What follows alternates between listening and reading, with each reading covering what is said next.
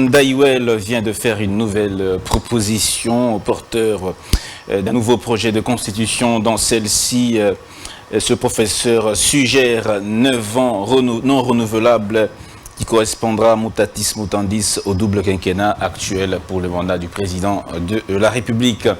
L'économie nationale continue d'enregistrer une désinflation depuis 3 semaines consécutives et les réserves internationales se sont situées autour de 4,76 milliards correspondant à une couverture de 2,6 mois d'importation de biens et services, rapporte le gouvernement. Le sommet des BRICS s'ouvre ce mardi 22 août pour 3 jours à Johannesburg en RSA. Et Félix Tshisekedi, qui n'a pas fait le déplacement, a dépêché le Premier ministre Jean-Michel Sama Lukonde. Début ce lundi du procès de l'opposant et ancien Premier ministre congolais Augustin Matata Ponyo devant la Cour constitutionnelle. La garde républicaine a reçu les félicitations du président de la République pour sa sécurité et celle des Jeux de la francophonie. Peter Tiani a été auditionné au commissariat général de la PNC par la commission d'enquête sur l'assassinat de Chérubin Oukende, ce qui est assez surprenant et en tant que renseignant qu'il est censé être, il a été ramené dans les locaux du commissariat provincial. Là, c'est Maître Hervé Diakessé, son avocat, qui l'a déclaré. Guerre dans l'Est de la RDC. Le président Félix Tshisekedi condamne le regard coupable et complice des forces de l'EAC face aux agissements du Rwanda et du M23. Guerre du M23 toujours, alors que Kinshasa refuse de négocier avec les rebelles soutenus par Kigali. Les USA, à travers un communiqué de l'ambassade des États-Unis, maintiennent que la meilleure solution à la crise dans l'Est de la RDC est diplomatique. Merci, messieurs, dames, de faire confiance à Grande Tribune. Nous sommes le lundi 21 août 2023. Le débat sera essentiellement, je veux dire uniquement juridique. Nous recevons à nouveau deux professionnels du droit, un professeur et un chercheur qui sont également avocats, avec qui nous allons échanger autour de l'épineuse question qui fait polémique, qui ne cesse de faire polémique entre différents professeurs et professionnels du droit. La question du juge pénal d'un ancien Premier ministre, d'un ancien président de la République. Eh bien, comme vous le savez, le procès, comme je l'ai dit tantôt, le procès de l'ancien Premier ministre Augustin Matata s'ouvre donc aujourd'hui devant la Cour constitutionnelle. On vous tiendra informé certainement demain de l'évolution de ce procès qui s'ouvre. Alors, je reçois deux avocats et professionnels du droit, un professeur et un chercheur. Je commence par le professeur Carlos Mopili, professeur de droit pénal. Vous enseignez également à l'IFASIC. Vous avez fait une thèse en France, à Paris. Bonjour professeur, merci beaucoup d'être avec nous une nouvelle fois dans Grande Tribune. Merci beaucoup. Bon. Une petite correction. J'ai soutenu ma thèse au Congo, mais j'ai validé mes 2 Master 2 à l'étranger, en France, dans le droit international public et section droit international de l'environnement en 2012 et puis en 2014 le droit du numérique. Mais c'est l'année prochaine que je vais soutenir ma thèse à Pathé Assas, donc à Paris 2, en droit international public. Et je ne suis pas seulement enseignant du droit pénal, j'enseigne aussi les droits publics, comme le droit international, d'autant que j'ai passé toutes mes années à apprendre les différentes branches de droit. Merci beaucoup, professeur. Maître Godefroid Ilunga, avocat au barreau de Kinshasa, Matete, également chercheur. Merci beaucoup également de faire partie de cet échange de ce matin. Oui, merci bien. C'est moi qui vous remercie. En même temps que je salue tous les téléspectateurs ainsi que mon co-débatteur, le professeur Mopili. Carlos. Merci beaucoup, messieurs, dames. Voilà, on va lancer le débat. Nous allons partir de cette question. Monsieur Matata Ponyo récuse la Cour constitutionnelle. Il dit qu'il ne peut pas répondre de ces faits dont on le reproche devant la Cour constitutionnelle. Que répondez-vous, maître Godefroid Ilunga? Bon, en fait, Je pense que tout part d'une stratégie savamment orchestrée, bien que certains dont j'ai suivi les paroles, comme Maître Oscar Moubiaï, pensent que le Congo ne sait pas ce qu'il est en train de faire. Mais moi, je suis en train de voir dans sa démarche une stratégie. Et c'est un piège pour la Cour constitutionnelle. Beaucoup de gens, lorsqu'ils parlent, abordent, n'est-ce pas, ces sujets qui fait couler, comme vous avez dit, beaucoup d'encre et de salive, s'arrêtent à deux arrêts. Deux arrêts. Mais moi, je dirais que il y a déjà pratiquement 5 arrêts dans cette affaire, Matata Ponyo. Il y a un arrêt qui n'est pas très connu du public. C'est l'arrêt R11 1639, rendu en date du 14 septembre 2021. Et là, c'est le sénateur Matata Ponyo qui est à la manœuvre. Lorsque le procureur général saisit le Sénat d'une demande de lever des immunités et que celle-ci est donnée finalement par le bureau du Conseil, et plutôt du Sénat, profitant de la période de vacances parlementaires, Matata, le premier, saisit la Cour constitutionnelle en inconstitutionnalité d'une part, la demande qui avait été faite par le procureur général et d'autre part, de l'autorisation qui avait été donnée par le Sénat. Lorsqu'il arrive là, quels sont les moyens développés par Matata? J'en prends un seul. Voici ce qu'il dit.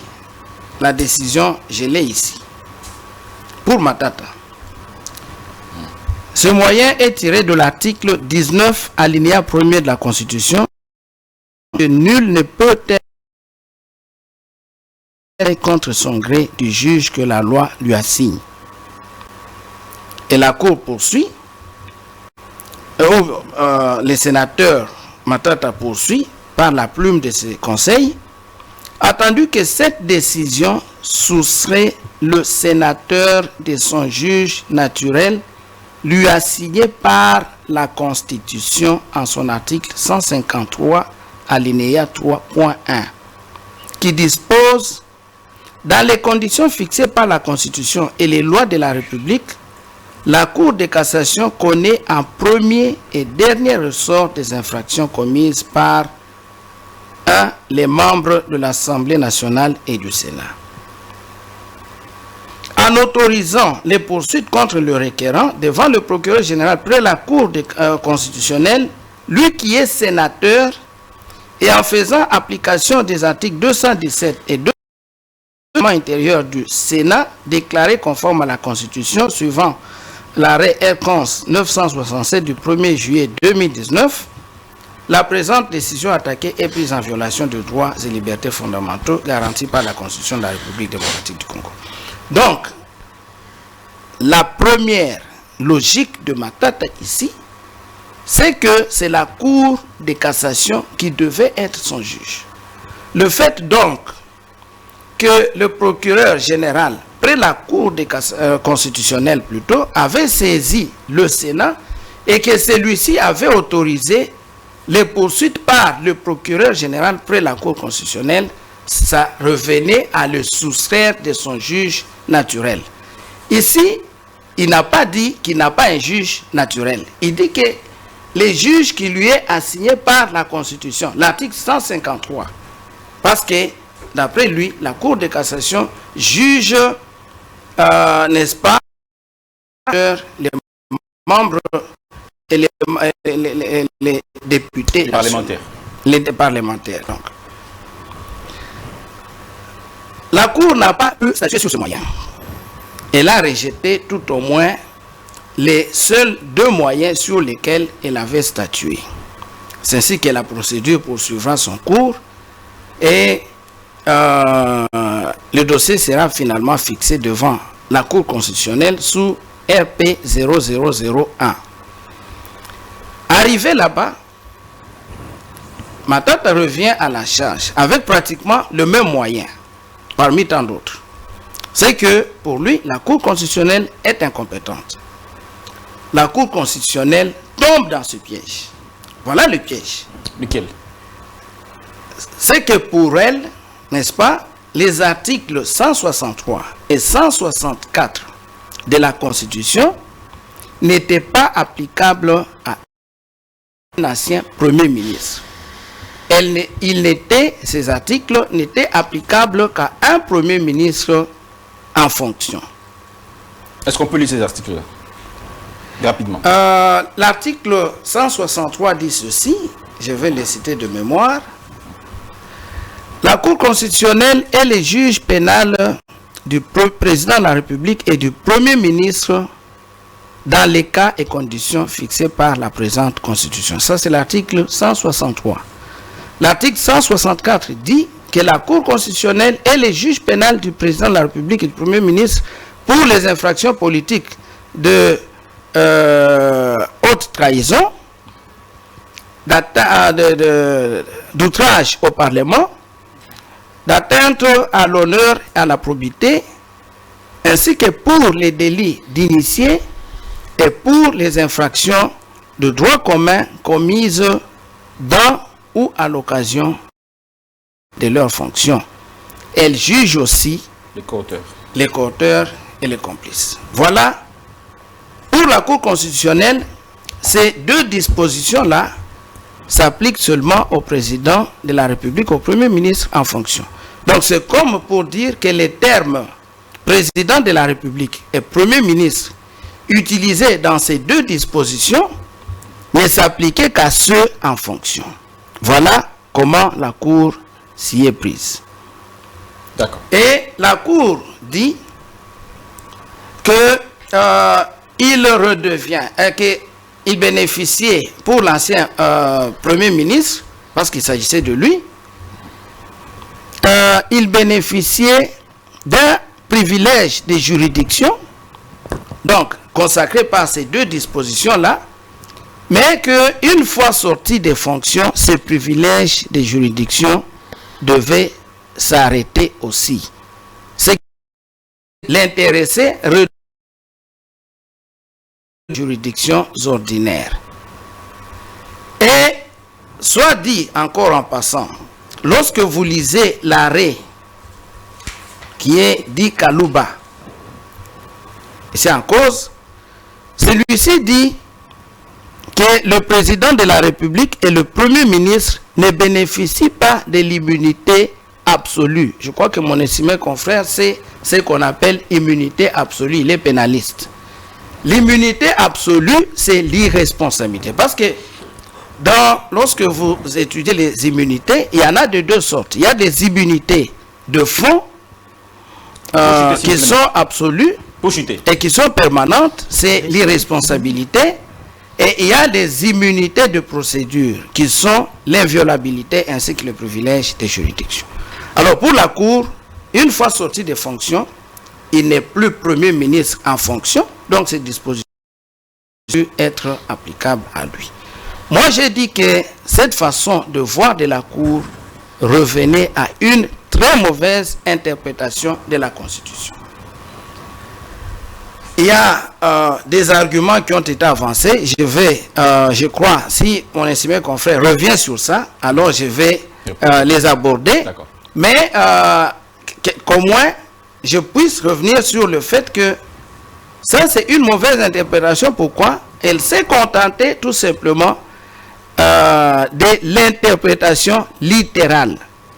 Mais lorsqu'on interprète, on ne doit pas seulement s'arrêter, n'est-ce pas, à ce qui est écrit. Il faut voir, il faut placer la disposition dans le contexte, dans le système. Pourquoi? Parce que les dispositions constitutionnelles ne sont pas isolées. Il faut les lire parfois les unes à la lumière des autres. Mais lorsque vous lisez l'article 99 de la Constitution, je vais chuter là-dessus, lorsque vous lisez le dernier alinéa, vous allez voir que lorsque le Premier ministre termine son mandat ou sort de ses fonctions, il est obligé de faire ce qu'on appelle la déclaration du patrimoine familial. Mais s'il ne fait pas cette déclaration, c'est le premier cas, dans les 30 jours de la fin, n'est-ce pas, des fonctions, où il fait une déclaration frauduleuse dans le même délai, ou bien on constate qu'il s'est enrichi illicitement, et je vais m'arrêter au cas de l'enrichissement illicite. Lorsqu'il s'est enrichi illicitement, la Cour constitutionnelle est saisie. Elle est saisie en quelle matière? C'est en matière pénale. L'enrichissement illicite d'un Premier ministre ou d'un président de la République c'est une infraction. On peut les poursuivre pendant qu'ils sont en fonction, ou bien on peut à la sortie, n'est-ce pas, de leur fonction. D'ailleurs, c'est pour cela qu'on demande qu'ils puissent déposer leur déclaration de patrimoine. C'est pour comparer les deux, le patrimoine à l'entrée en fonction et le patrimoine à la sortie. Alors, lorsqu'il se dégage un enrichissement illicite, on poursuit l'intéressé. On va le poursuivre devant quelle juridiction? C'est devant la Cour constitutionnelle. Alors, c'est que l'article 99 là, c'est une disposition qui interprète. C'est pourquoi j'ai dit les dispositions de la Constitution s'interprètent les unes par les autres. L'article 99 interprète l'article 163 de la Constitution. Très bien. Donc, quand on dit président de la République, la Cour constitutionnelle et les juges du président de la République ou du Premier ministre, on n'a pas dit que c'est du président de la République ou du Premier ministre en fonction. Et là, je vais ajouter, il y a Verdussen, c'est un auteur belge, qui a dit que même s'il sort des fonctions, les poursuites contre lui sont des poursuites contre un ministre. Ok. Ça, c'est Verdussen. Verdussen. Un professeur de droit belge. Belge. Alors, il y a mauvaise interprétation des articles, professeur. 22 minutes. Vous l'avez laissé libre. Non, vous avez dit... Non, 22 minutes, pas 22 minutes. Je vous ai dit de les laisser pour que moi aussi je prenne le temps. Minutes. Parce que... 10 minutes. Mais non. Allez-y. 22 minutes. Allez-y, 10 minutes. Ok. Merci, je salue, chers confrères. Je crois que moi, je suis un homme heureux du fait que je suis libre. Heureux. Je suis libre, je viens, je parle la science. Politique. Je suis pédagogue de la nation. Je viens, je parle les sciences. Et c'est ce qu'il faut faire voir à vos cyber que quand nous venons ici, nous ne sommes pas envoyés et nous ne sommes pas payés. Nous venons pour chasser l'ignorance qu'ils ont dans leur tête. On ne vous paye pas. Alors, que vous défendez parfois. Non. Alors, je commence. Je vois que les confrères, il est de la même famille que les confrères Oscar Moubiaï. Alors, je commence un peu à enlever certains points. Ici, j'entends les gens dire qu'il n'y a pas de hiérarchie en science. Non, il y a la hiérarchie. Il y a un maçon, il y a un architecte, il y a une accoucheuse et il y a une gynécologue. Deuxième chose, les professionnels du droit. Oui, on appelle quelqu'un professionnel du droit et l'autre scientifique du droit. C'est tout simplement que un professionnel soit du média, c'est tout celui qui fait de cela son métier de survie. C'est seulement ça lorsqu'on dit professionnel. Il ne faut pas que les gens interprètent ça comme un professionnel. On les appelle des professionnels et les autres sont des amateurs. Non. Professionnel du droit, cela veut dire un avocat ne vit que de son travail d'avocature. Un magistrat, un juge, il ne vit que de ça. C'est pourquoi on les appelle professionnels du droit. Mais en fait, ce sont des praticiens du droit. C'est comme moi étant qu'un avocat, je suis comme un roulage. J'interroge les codes de la route et je les fais appliquer. Vous tendez la main aussi. Sans me poser la question, est-ce que c'est un bon code ou pas? L'essentiel, c'est de comprendre la loi. Mais un professeur d'université, là c'est une autre cas. Il peut encore commencer à répondre. Je suis sur le point. Okay, Laisse, vous l'avez laissé libre. Alors, un professeur d'université, c'est un enseignant-chercheur. Un chercheur n'est pas seulement je suis chercheur moi-même, non, un autodidacte, non. Un enseignant-chercheur, c'est sa qualité. Et un chercheur, même s'il a fait 30 ans, comme professeur Nyabirungu, comme professeur Mampuya, il reste chercheur. Un chercheur ne trouve pas. Il cherche et il cherchera. Pour toujours. Et dans tous les IEJU, les instituts d'études judiciaires, vous trouverez des équipes pédagogiques sont patronnées par des professeurs. Mais vous trouverez des magistrats, des avocats, des personnels judiciaires et pénitentiaires. En France. Donc, on reconnaît la valeur des professeurs dont la plupart sont des avocats. Troisièmement, Beaucoup de la France. les confrères, C'est un culte. les confrères Moubiaï, comme les confrères aussi Ilunga, tous se disent, ils veulent mélanger les infractions relatives aux atteintes des droits de patrimoine de la même manière. Et là, c'est une mauvaise foi. Non, c'est-à-dire quoi? C'est complémentaire.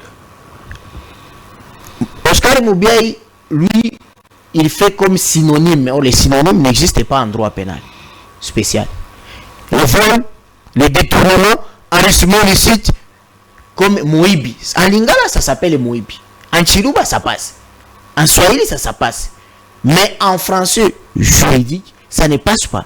Parce que chaque infraction a son article et il le sait. Donc, lorsque les confrères parlent d'enrichissement illicite par rapport à la déclaration d'un patrimoine, il s'agit d'un autre régime. Troisièmement, l'impunité. Là, on arrive maintenant dans les droits pénals où je vais essayer un peu de le faire comprendre. J'essaie un peu d'interpréter. Je quitte la dimension explicative vers la dimension compréhensive. Et c'est la plus difficile. On peut se tromper. Alors, ici c'est quoi?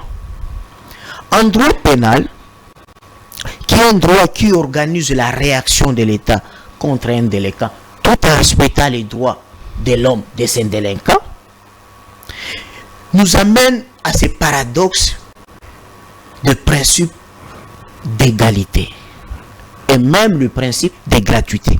Lui, quand on l'enseignait ce principe de gratuité de la justice, je crois, étant qu'un élève étudiant intelligent, il a dit non, non, est-ce que la justice est gratuite? Non, nous payons quand même.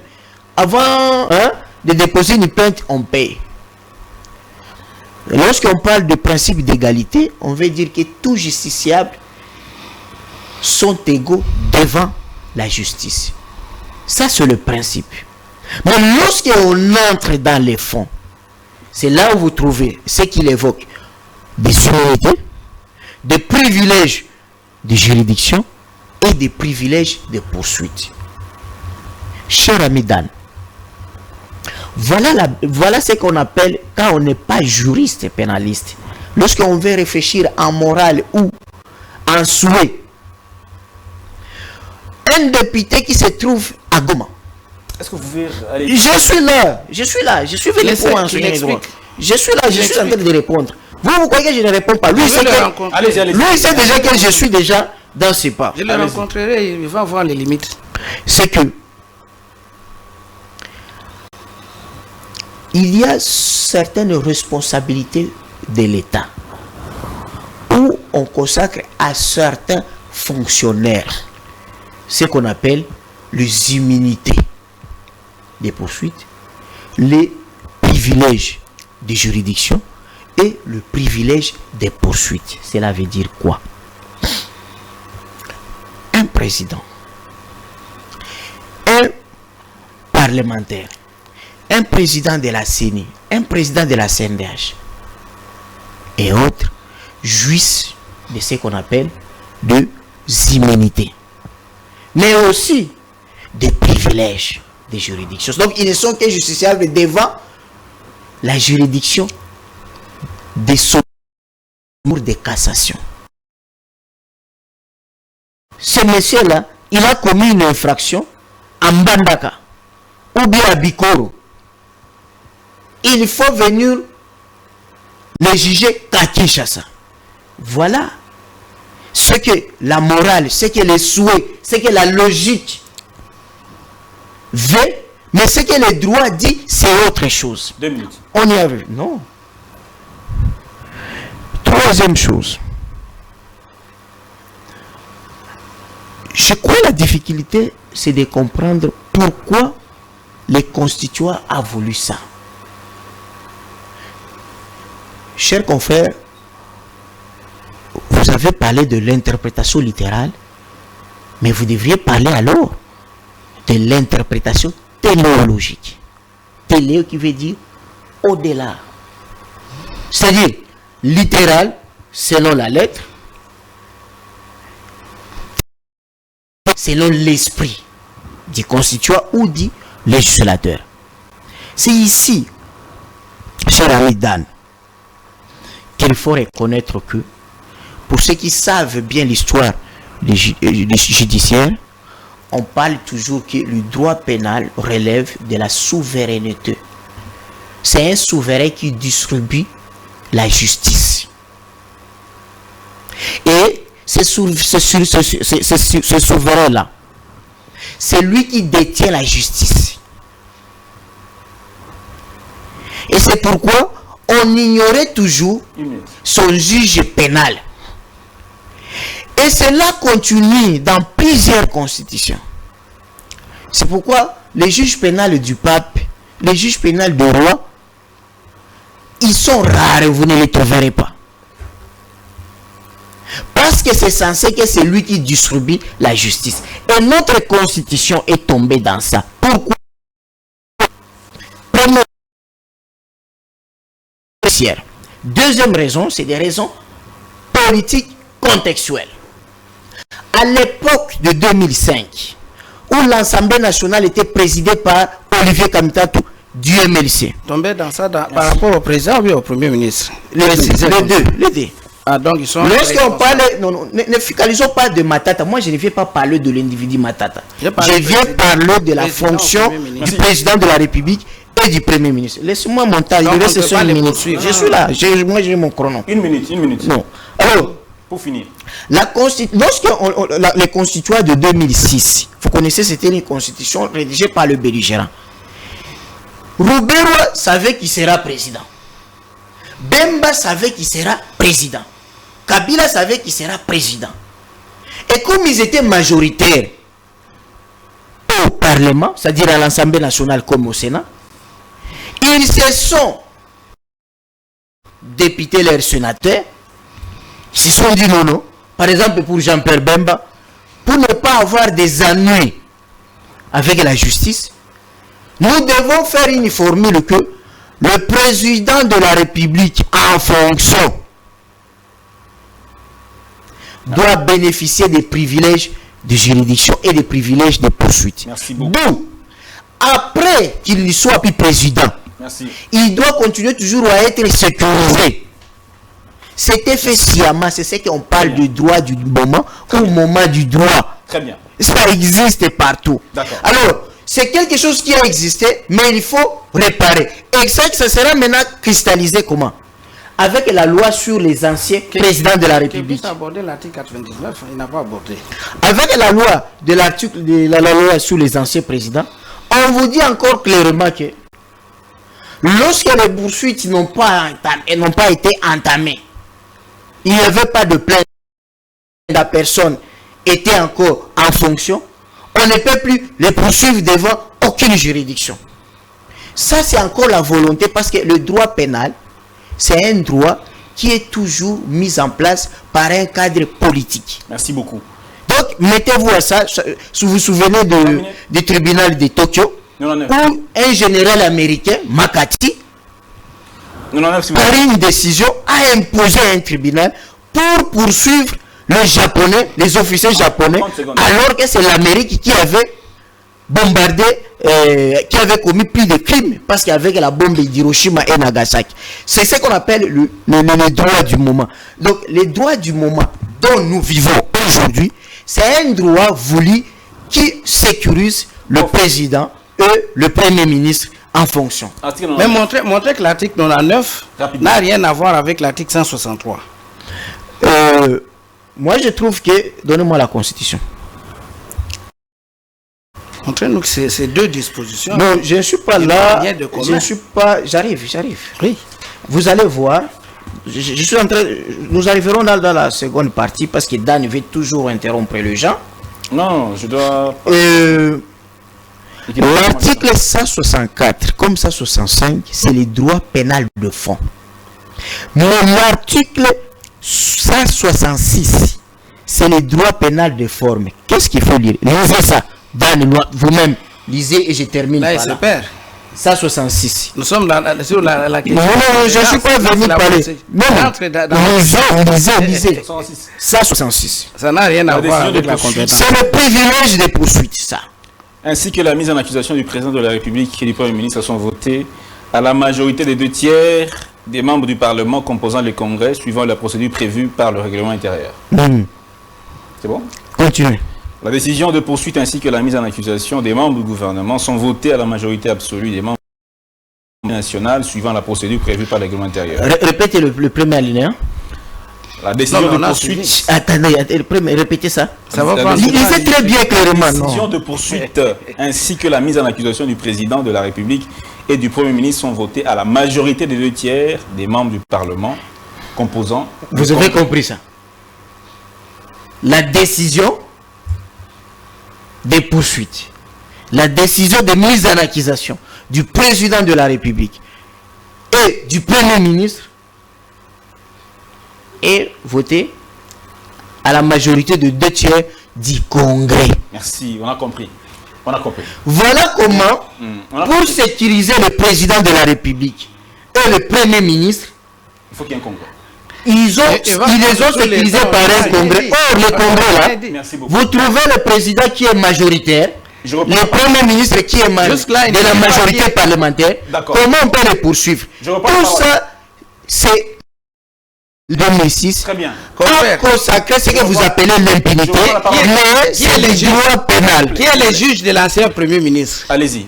Non. Réagissez par rapport à la question du Congrès. Non, moi j'aimerais réagir d'abord par rapport au Congrès. Est-ce qu'il y a un juge de l'ancien Premier ministre? Réagis d'abord. Réagissez par rapport à la question du Congrès. Maître Godefroy. Non, moi je crois que c'est... Je vous ai dit que... Excusez-moi.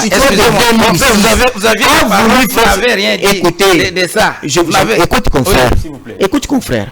Je suis professeur d'université, je suis pédagogue partout, je ne suis pas enseignant partout.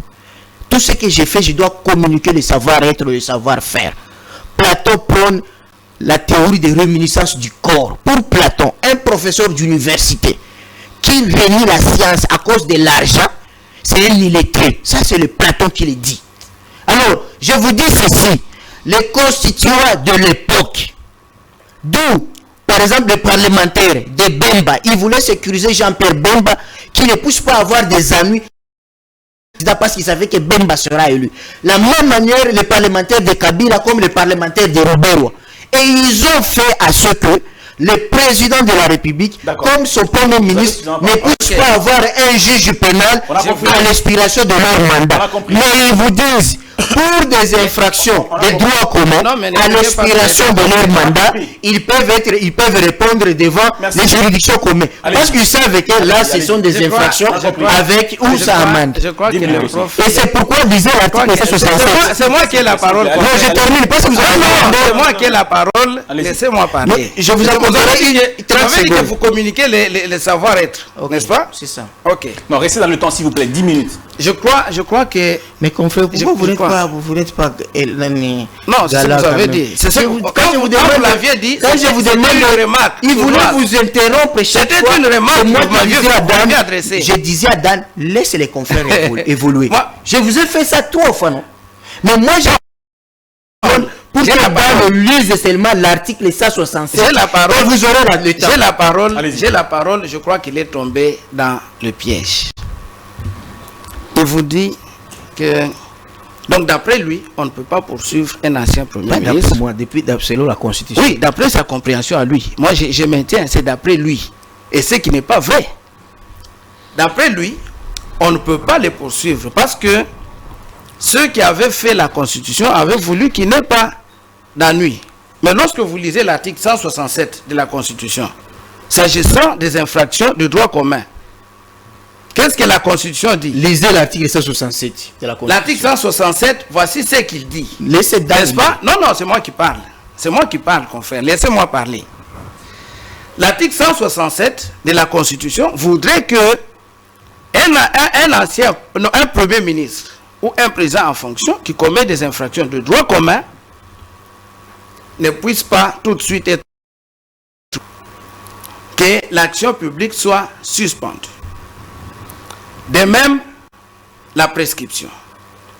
Il sera poursuivi après la fin de ses fonctions.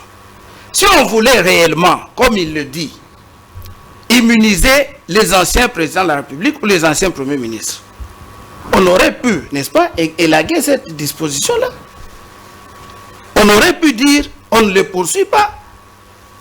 Mais voilà qu'une disposition maintient la possibilité d'avoir des ennuis à la fin des fonctions. Et lui, professeur d'université, il a vu ça.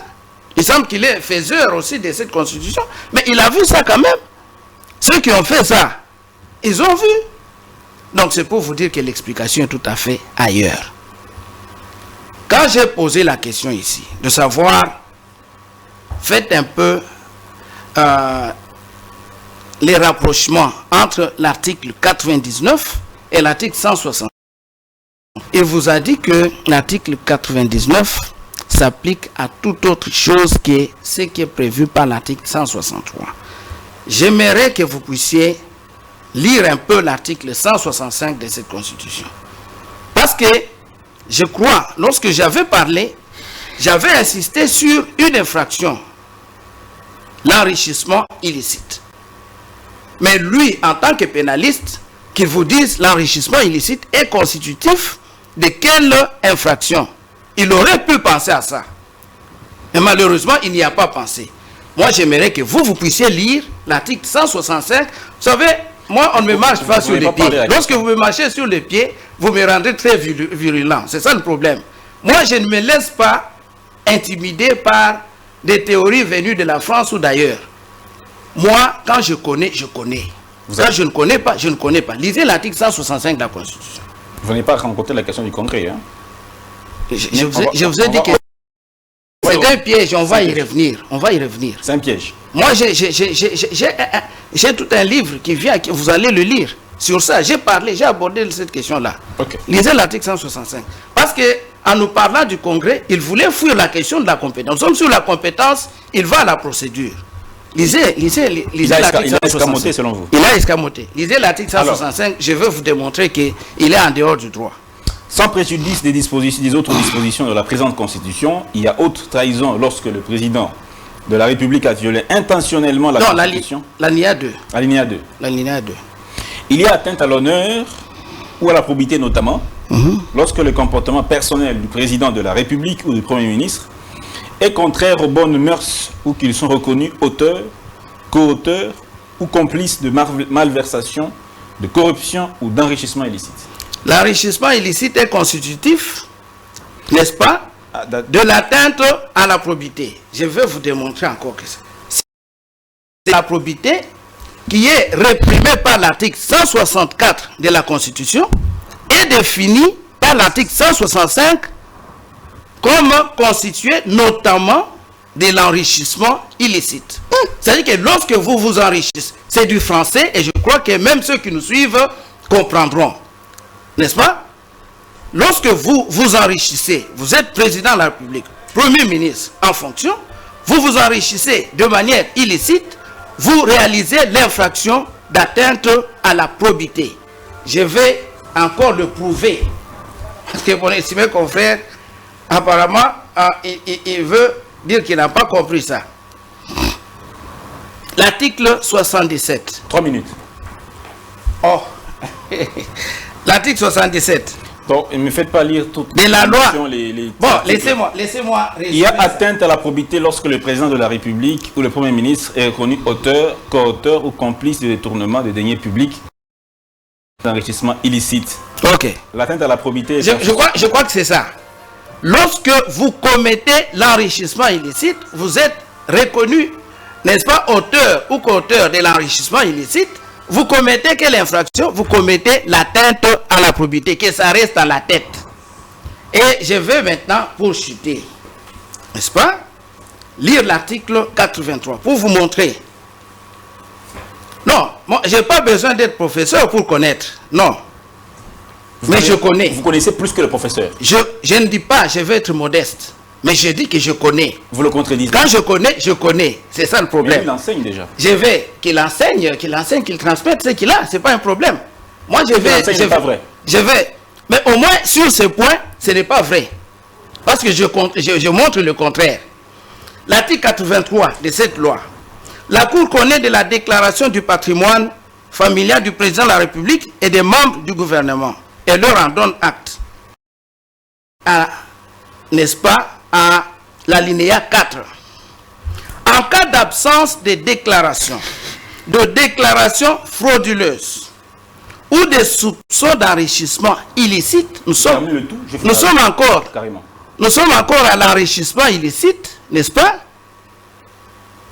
Les articles 99, alinéa 4 et 5, vous voyez le point commun, et 163 de la Constitution sont, selon les cas, applicables. Donc, lorsqu'il y a ces trois infractions-là, on applique l'article 163. Or, l'article 163 dit que la Cour est juge du président de la République et du Premier ministre.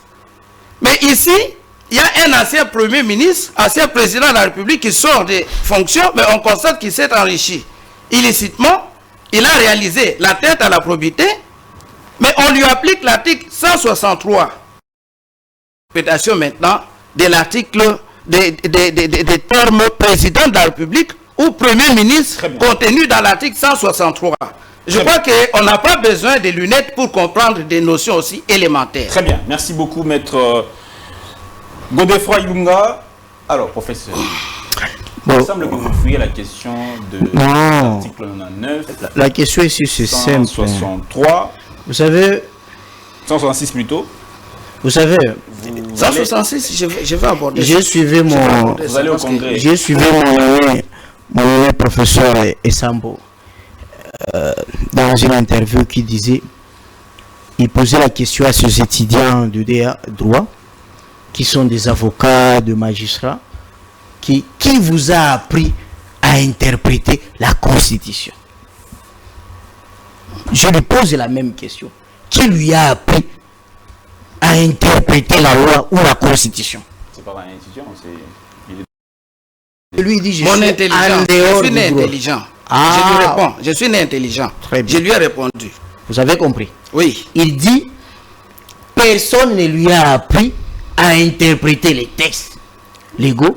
Mais il est né intelligent, donc c'est un savant. Qui a appris au premier? Le premier qui a appris aux autres. Il est comme Socrate. L'œuf et la poule. Évidemment. Qui vient avant? Merci. Mais je vais vous dire... La science est plus vieille que nous. Hein? Non, c'est la technique. Ah, oui. Il ne faut pas confondre la technique et la science. Alors, l'article 99. Allons lentement. Les ordres de juridiction... Je vais dire aux confrères... Je vais dire aux confrères que... On apprend. Il y a tout un cours ou même un chapitre sur les techniques d'interprétation d'une loi. Et cela selon les différentes branches du droit. Lorsque vous parlez d'interprétation, il y en a deux grandes méthodes. Littérale, où on parle de l'interprétation littérale. Nous sommes là. Non, ça c'est des théories. Il est dans les théories. L'interprétation téléologique. Alors, j'entre maintenant. Parce que le problème c'est quoi? C'est que lorsqu'on commence à faire le raccordement frauduleux, vous avez suivi lui-même, il a l'arrêt là. C'est lorsqu'on veut mettre des synonymes dans les infractions. C'est une aberration. Parce que vous vous attaquez au principe d'interprétation stricte de la loi pénale.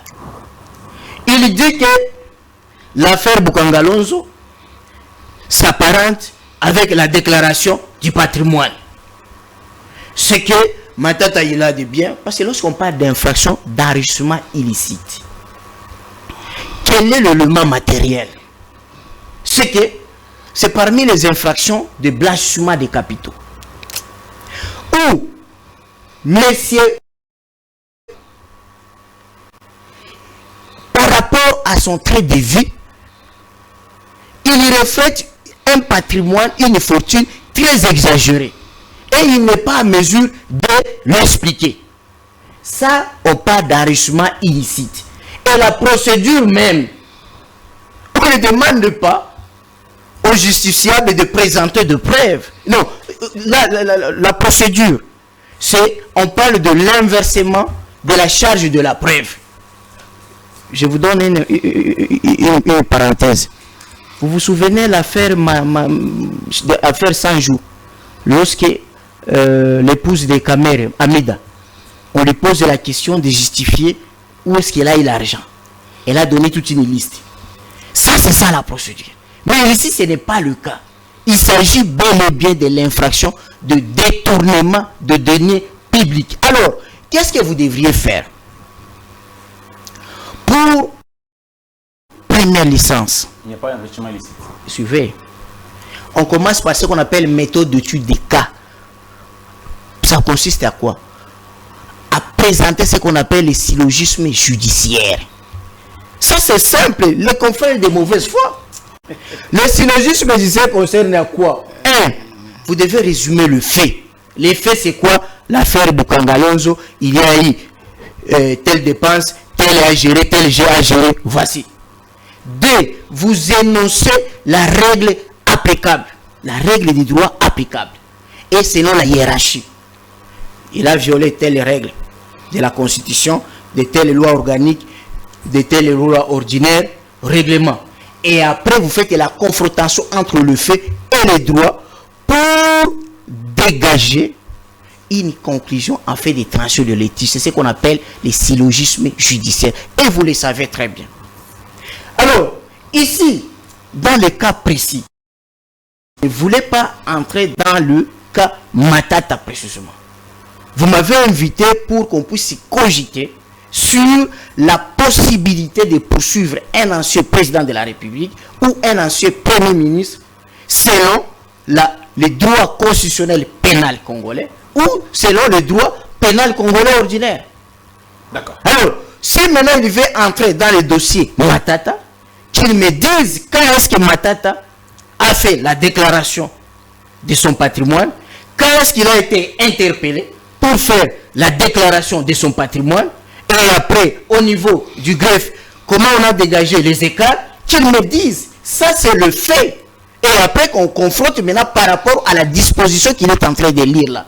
Mais sinon, ce sont des choses très parallèles et ce n'est pas du droit pénal. D'accord. C'est du raccordement frauduleux. C'est du raccordement frauduleux. Bon, je crois que si les étudiants nous suivent, je crois qu'ils seront franchement, ils vous suivent tous les deux ou ils suivent seulement tous les deux? Tous les deux, ils seront très très malheureux. Pourquoi? Ils ne vont pas se retrouver. Non, je crois que quand on fait un débat, on doit se respecter. Ok? Je ne suis pas venu d'abord débattre avec vous parce que je ne vous connais pas. Il ne faut pas profiter de ce plateau pour vous faire des considérations autres. Je vous ai dit, si vous êtes disciple de Maître Oscar, alors, si c'est ça, je me retire de ce plateau. Vous êtes confrères, je vous respecte comme tel. Alors, entre confrères, nous devons nous respecter. Savoir qui m'a appris à interpréter, n'est-ce pas? Mais oui, vous avez le droit de le dire, mais pas moi. Vous avez ce droit, mais moi, pas moi. je dis avec élégance, avec considération. Mais les étudiants nous devons nous respecter. Ils sont témoins, les étudiants nous suivent, ils et sont témoins. Quel type d'étudiants? Ils sont témoins. Je vais terminer. Quel est cet étudiant qu'on lui a appris que vous êtes un savant, vous devez vous-même créer une l'interprétation Je du vais droit. terminer. Ça, c'est les étudiants qui nous suivent qui peuvent dire Je ça. vais terminer. Non, je cher vais confrère. terminer. Je vais terminer. Moi, je ne suis pas politicien. Faisons le droit et débattons dans le respect. Parce que vous savez, une qualité d'un avocat, c'est l'humilité. Ceux qui me connaissent, ils savent que j'ai toujours été humble. Mais lorsqu'on me marche sur les pieds, là, je n'accepte pas. C'est ça le problème. C'est ça le problème. Répondez. Alors, je ne sais pas si vous-même, journaliste, vous n'avez pas vu qu'il y a un problème dans la démarche du professeur. Rentrons dans la procédure. Il vous dit, vous fouillez la procédure. Il vous dit, n'est-ce pas? Bon, admettons. Il vous dit, laissez-moi, je suis en train. Admettons que le juge constitutionnel, c'est le juge d'ancien premier ministre ou d'ancien président de la République. Ok. Je suis en train. Je vous accorde, allons dans ce scénario-là. Je suis en train. Dans la procédure pénale. S'il vous plaît. Je suis en train d'aborder la question de l'article 166. Je suis là. Ok, merci. Je suis en train de dire ceci. Je ne sais pas si, Dan, vous n'avez pas vu qu'il y a un problème dans la logique de tout à l'heure. Il vous dit qu'on ne peut pas poursuivre un ancien président de la République, on ne peut pas poursuivre un ancien premier ministre, mais il vous évoque en même temps l'article 166 qui parle de la poursuite d'un président de la République et d'un premier ministre. Il aurait pu, pour être cohérent, vous dire aussi que cette disposition ne s'applique au président de la République, au premier ministre en fonction. Je ne sais pas si vous ne voyez pas la contradiction là.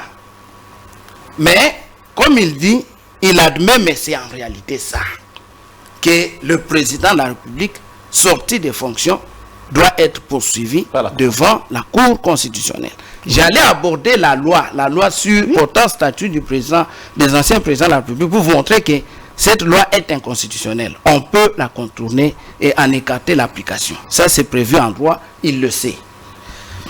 L'article 160 parle des immunités des poursuites, des immunités des procédures. Ça, c'est ce que nous appelons en droit l'inviolabilité. Lorsque donc on veut poursuivre un président de la République, la loi, la Constitution voudrait que pour le poursuivre, on puisse recourir d'abord à l'autorisation du Congrès. Il y en a double, donc c'est une double autorisation. Ça, je le reconnais. Mais qu'en est-il d'un ancien président de la République ou d'un ancien premier ministre? D'abord, la loi portant fixation du statut du président de la République ou du premier ministre dit que le président de la République est irresponsable. Un ancien président de la République. Vous comprenez que cette loi, de fait, a écarté l'application de l'article 166. Le président de la République mais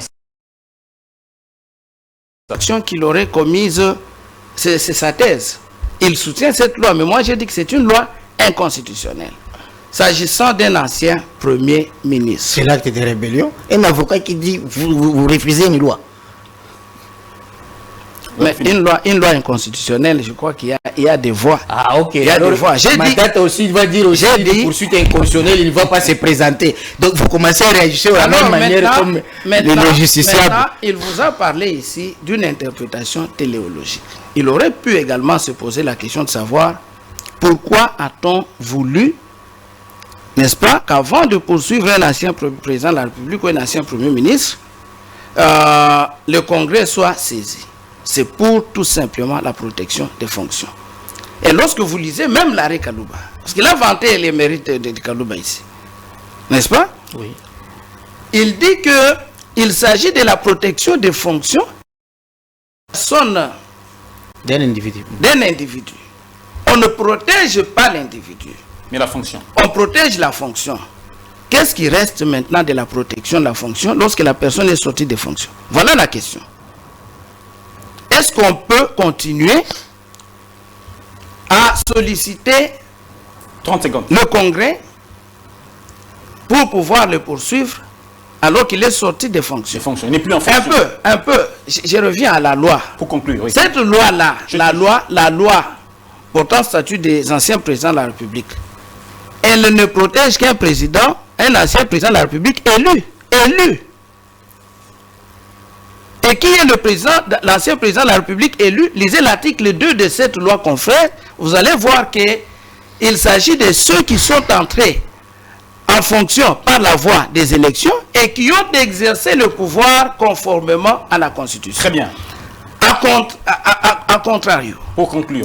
lorsque vous n'avez pas exercé le pouvoir conformément à la Constitution, vous n'êtes pas protégé. Donc, c'est la Cour constitutionnelle qui va vous juger. Et lorsque vous lisez l'article 83 de la loi ici, pour conclure. Pour conclure, 83 de la loi organique. La loi organique. Sur la Cour constitutionnelle. Sur la Cour constitutionnelle. Elle indique comment la Cour est saisie. Je m'excuse assez rapidement. Ok, j'ai la loi avec moi. Là-dedans, il faut tolérer très bien. Non, mais... Prof. non, on peut expliquer puis je donne la parole. Donne-moi la Constitution. Lorsqu'il est fait application de l'article 5 de l'alinéa 5 de l'article 99 de la Constitution, la Cour est saisie aux fins de poursuites pénales à la requête du procureur général agissant d'office. Très bien. À la requête ou sur plainte de toute personne. Le procureur général agit d'office. D'office. Titre. Je crois que déclaration patrimoine familial. Très bien. C'est une infraction qui est commise dans ce cadre. Mais l'article 163 est là. L'article 163, j'ai compris, merci. Je vous ai lu. Merci. Je crois que nous deux, nous n'avons pas des intérêts partisans. Nous nous rencontrons pour la beauté du droit ou de la science. Ok? Alors, soyons un peu élégants, respectueux entre les uns et entre nous-mêmes. C'est que moi, je suis heureux du fait que j'ai étudié les droits pénals comparés. Et je vais vous le démontrer. Nous rentrons dans le droit pénal de forme, droit pénal procédural. Et les confrères, j'ai aimé lorsqu'il dit, même s'il est avocat, il a des lois qu'il lui doit respecter et d'autres lois qui sont inconstitutionnelles, lui, il ne peut pas le respecter. Je crois qu'il s'appuie à l'article 28 de la Constitution où on demande à tout Congolais de ne pas obtempérer à un ordre manifestement illégal. C'est la position des avocats de Matata Pogno, sa position. Ce n'est pas ce que c'est-à-dire tout ce qui est constitutionnel, il ne faut pas s'y soumettre. Faut, je ne le dis pas. Alors, nous rentrons dans la procédure. Allons dans le scénario que le juge constitutionnel et le juge pénal du président de la République et du Premier ministre en fonction comme en dehors des fonctions pour les infractions politiques commises dans l'exercice de leurs fonctions. Admettons que c'est vrai. Mais là où, si c'est vrai, alors on respecte la procédure. Que dit la procédure? La procédure, c'est que la Cour constitutionnelle a un parquet général à côté. Et ce parquet général est coiffé par un procureur général près la Cour constitutionnelle, qui n'a que deux justiciables, le président de la République et le Premier ministre, ainsi que leurs complices et co-auteurs. Et si maintenant il y a une infraction, qu'est-ce que lui doit faire quand il déclenche sa procédure? C'est ce que vous avez lu. Il doit d'abord obtenir la décision de poursuite. Et pour l'obtenir, c'est devant le Congrès. Le confrère dit que non, ça parce qu'on protège la fonction. Même en dehors, non, si c'est à l'expiration de sa fonction, on n'a plus besoin de demander au Congrès. Mais je vais lui dire, c'est là où je suis un peu à l'aise. Je vais vous montrer le cas de l'article 68 de la Constitution française avec des jurisprudences Pour Laurent Fabius, Premier ministre, non, je vous dis, C'est pas la France. non, quand vous dites que nous ne sommes pas en France, cette constitution, nous l'avons, il connaît le mimétisme. Ok? C'est ce qu'on appelle les droits comparés, les droits pénals comparés. Alors, en France, Allez-y. nous avons le membre du gouvernement sont jugés devant la Cour de justice de la République. Et cette Cour de justice de la République est composée de 12 parlementaires, donc 6 venant de l'Assemblée nationale, plus 3 magistrats de carrière qui viennent des conseils de la Cour de cassation et un qui préside cette Cour. Mais regarde le privilège des poursuites qu'avait connu l'ancien Premier ministre et les anciens ministres français. Laurent Fabius, c'est un Premier ministre de Mitterrand.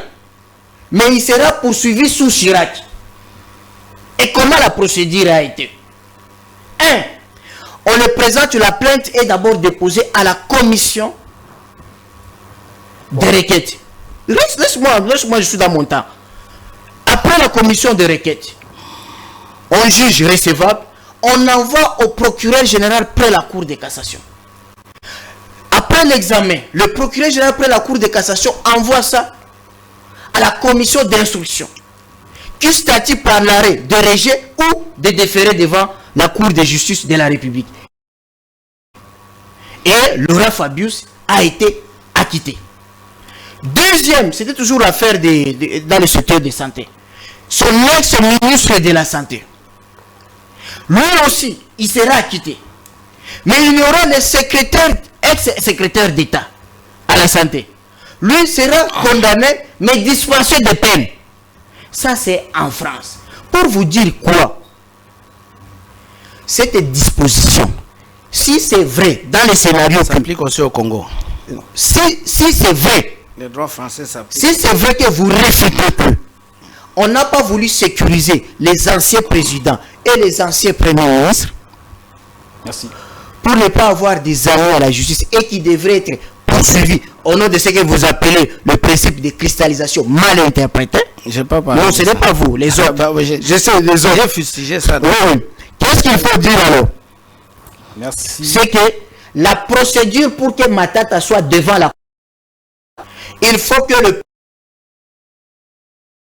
attende l'ouverture de la session parlementaire de septembre, qu'il aille devant le Congrès obtenir la décision, donc l'autorisation des poursuites.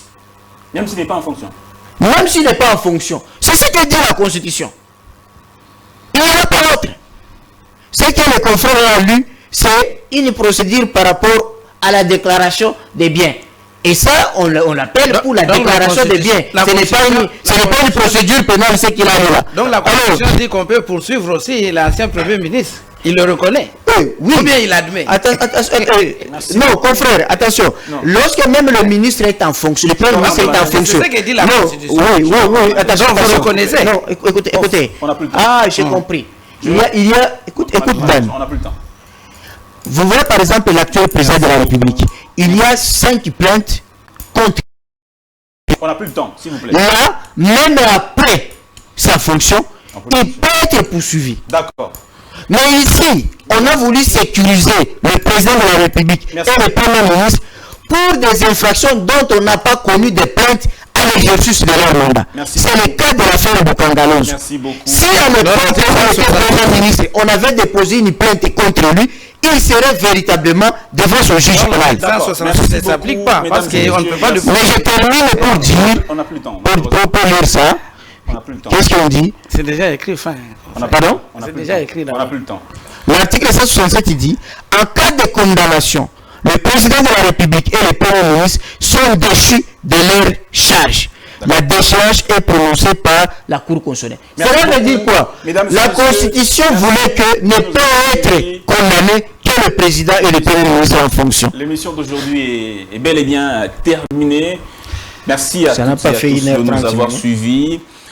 Ce qui nous souvient de vous voulez prendre part à cette émission, écrivez-nous au numéro qui est affiché au bas de votre écran. Vous voulez aussi faire partie du débat. Ce débat qui ne va pas s'arrêter là, il va se poursuivre, même pas simplement aujourd'hui. même les jours qui vont suivre, vous pouvez toujours prendre part à ce débat. Portez-vous bien et on se retrouve prochainement pour un autre casting et un autre débat. Au revoir.